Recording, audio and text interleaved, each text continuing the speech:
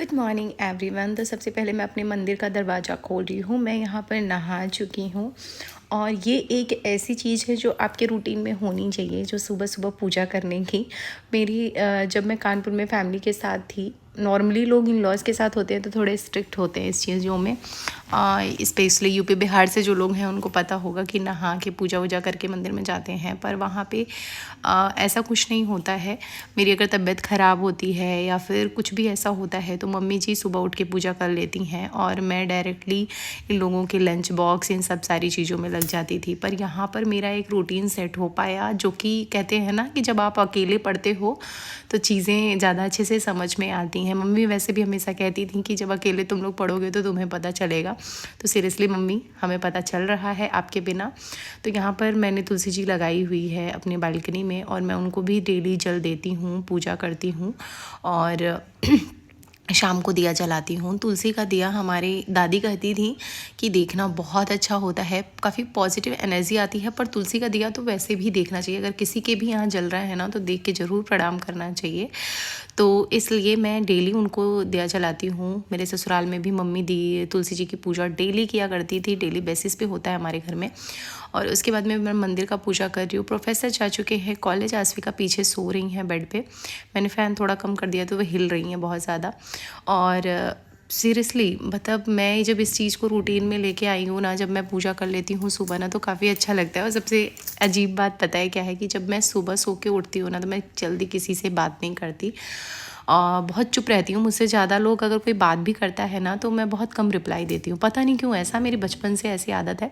ससुराल आने के बाद थोड़ा चेंज हुआ है, मैं थोड़ी थोड़ी बातें कर भी लेती हूँ। पर जब मैं मायके में रहती थी ना तो मुझसे लोग डरते थे सुबह बोलने में, क्योंकि मैं बोलती ही बहुत कम थी, शांत रहती थी। जब तक मेरा चाय वगैरह नहीं हो जाता था ना, जब तक नाश्ता मेरे पेट में नहीं जाता था, मुझसे जैसे लगता था कि आवाज़ ही नहीं निकल रही है।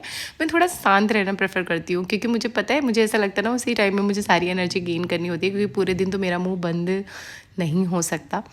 तो इसलिए तो आप लोग बताइएगा कि आप लोग भी सुबह इसी तरीके से पूजा करते हैं और पूजा करने से कितना मन को शांति मिलता है, इसको मुझे बताने की ज़रूरत नहीं है। तो मैं यहाँ पर पूजा वगैरह कर रही हूँ और आज हमारा कुछ प्लान है जो कि मैं आप लोगों के साथ डिस्कस करूँगी। उसमें भी कन्फ्यूज़न है, हो सकता है कुछ चेंज भी हो, क्योंकि प्रोफेसर का जो भी होता है ना वो एंड में होता है। मतलब कि वो ना इंस्टेंट रिएक्शन देने वाले होते हैं। जैसे कि कहीं भी हमारा जाने का भी प्लान होता है ना तो पहले से नहीं होता है, वो बता सकते अचानक से बताते हैं रेडी हो जाओ चलना है ये वो। क्योंकि वहाँ जाने के बाद चीज़ें बहुत ज़्यादा ऐसी है ना कि मतलब कुछ भी टाइम टेबल के हिसाब से नहीं होता है। जब से एडजस्ट करना पड़ता है, क्योंकि उनका क्लासेस, उनका कॉन्फ्रेंस मीटिंग, जो भी चीज़ें होती हैं ना वो वहाँ अचानक से आ जाती हैं। तो इसलिए हम पहले से कुछ भी प्लान नहीं करते हैं और जैसे ही हमें कुछ टाइम मिलता है तो हम उसमें एक दूसरे के साथ टाइम स्पेंड करना ज़रूरी समझते हैं। क्योंकि आसविका को भी टाइम देना बहुत ज़्यादा ज़रूरी है, क्योंकि इसके पहले वो बचपन से लेके आज तक अपने दादा दादी और चाचू के साथ रही है और फैमिली से यहाँ अलग है। तो सबसे ज़्यादा उनके हिस्से का भी प्यार, उनके हिस्से का भी टाइम हमें उसको देना है। और यहाँ पे फ़ैन चल रहा था तो दिया थोड़ा सा वो कर रही थी ना, लड़खड़ा रही थी। उसका लॉ कहते हैं, दिए का लॉ जो है ना वो लड़खड़ाना नहीं चाहिए। मैं बीच बीच में आप लोगों को ज्ञान भी देने लगती हूँ, तो मुझे ऐसा लगता है ना जो मुझे पता है वो एटलीस्ट आप लोगों के साथ मुझे शेयर करना चाहिए। और एक चीज़ मैं आप लोगों को बता दूँ गाइस, प्लीज़ प्लीज़ प्लीज़ मेरे चैनल को सपोर्ट कीजिए, सब्सक्राइब कीजिए, प्लीज़ वीडियो को शेयर किया करिए व्हाट्सअप फैमिली फ्रेंड्स के साथ, फेसबुक पे, और अपना प्यार बनाइए, सपोर्ट बनाइए। चीज़ें मेरे साथ ऐसी हो जाती हैं, जब भी मैं सोचती हूँ कि रेगुलर बेसिस पे आप लोगों के साथ कनेक्ट करूँ तो कुछ ना कुछ ऐसा हो जाता है कि मैं नहीं कर पाती हूँ। उसका रीज़न या तो प्रोफेसर के हेल्थ को लेके हो जाता है या फिर घर में कुछ ऐसा हो जाता है जिसकी वजह से चीज़ें नहीं हो पाती।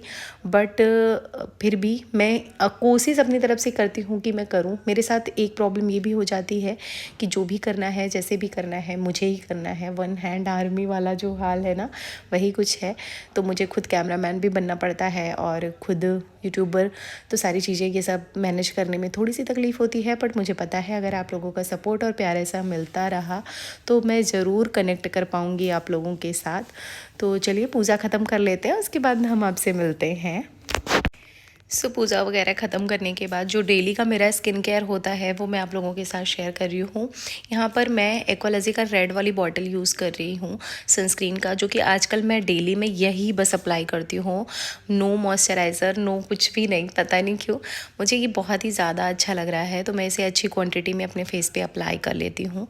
और इसके अलावा मैं कोई फेयरनेस नहीं यूज़ करी हूँ। और बेनिफिट्स मैं बताऊँ तो वाओ है, मतलब काफ़ी क्लीन स्किन है, काफ़ी मॉइस्चर रहता है और काफ़ी देर तक टिकता है, मुझे ऐसा लगता है। और बिल्कुल भी वाइट कास्ट नहीं छोड़ता है। अगर आप लोगों को ये सनस्क्रीन लेना है तो प्लीज़ आप जाके एक्वालॉजी के वेबसाइट से बाई वन गेट वन का ऑफ़र चल रहा है गाइस, तो फटाफट जाइए वहाँ से बाय कर लीजिए। वैसे ये जो सनस्क्रीन है ये आपको 500 तक के अबाव मिलता है, बट आपको 1000 में 2 सनस्क्रीन मिल जाएंगे, वो भी फुल वाली बॉटल। उसके बाद मैंने यहाँ पर लगाया है ब्लू नेक्टर का टिंट।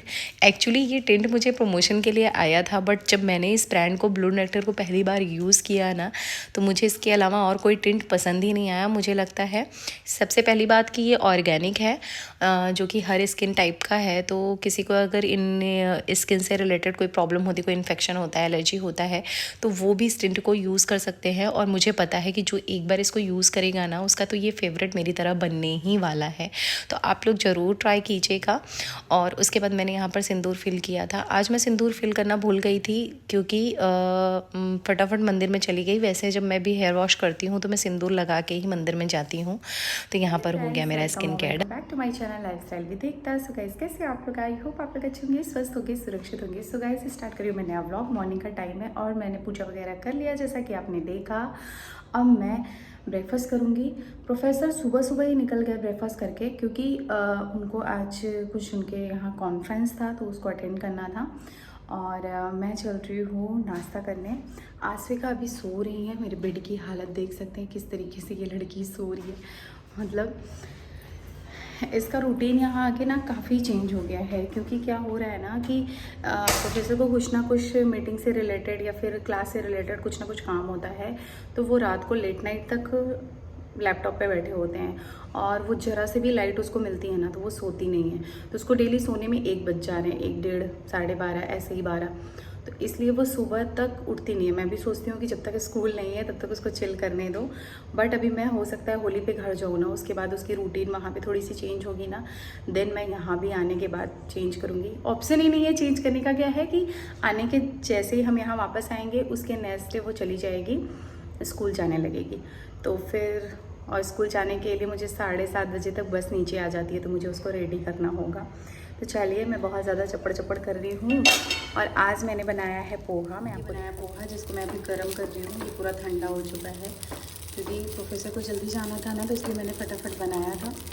वो खा के निकल गए। चलिए फटाफट खा लेते हैं। और आज बहुत ज़्यादा काम है, क्योंकि आज प्रोफेसर के सर जो हैं गाइड, उनके वो आने वाले हैं यहाँ पे डिनर पे।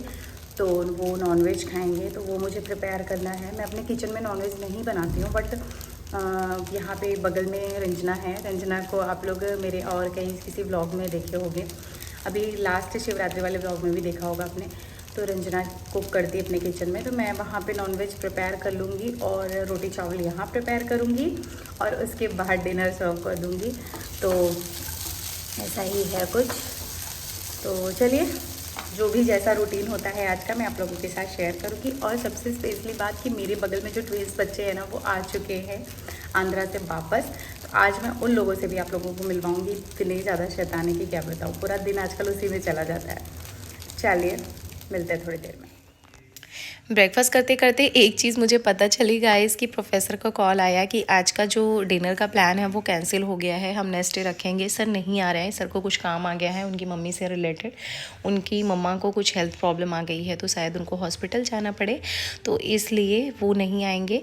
तो हमने प्लान किया कि आज हम पूरी दर्शन करके आते हैं, क्योंकि घर जाना है हमें होली पे।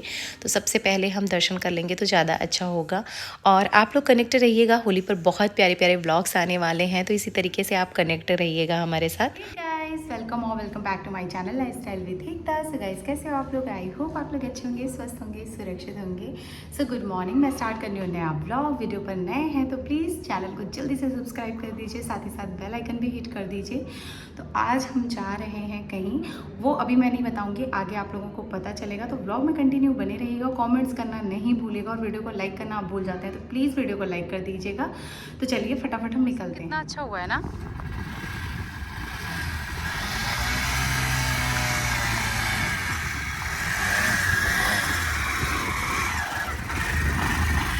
आसू चलो बैठो।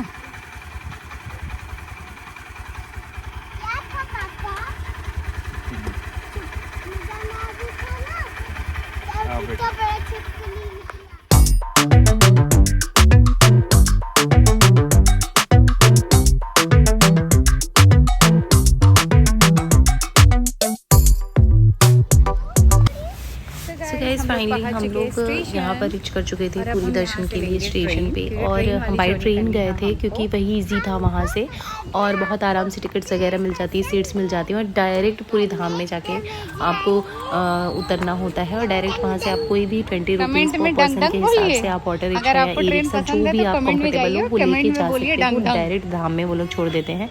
वहाँ पे हर जगह में हर चीज़ में इतनी ज़्यादा लाइन थी ना। उस दिन हमारा दिन ख़राब था क्योंकि हम वीकेंड पे गए थे, सैटरडे और संडे। उस दिन सैटरडे था तो इसलिए भीड़ बहुत ज़्यादा थी। लाइन में हम 3 घंटे लगे रहे। आश्विका गिर भी गई वहाँ भीड़ में, उनको चोट भी आ गई।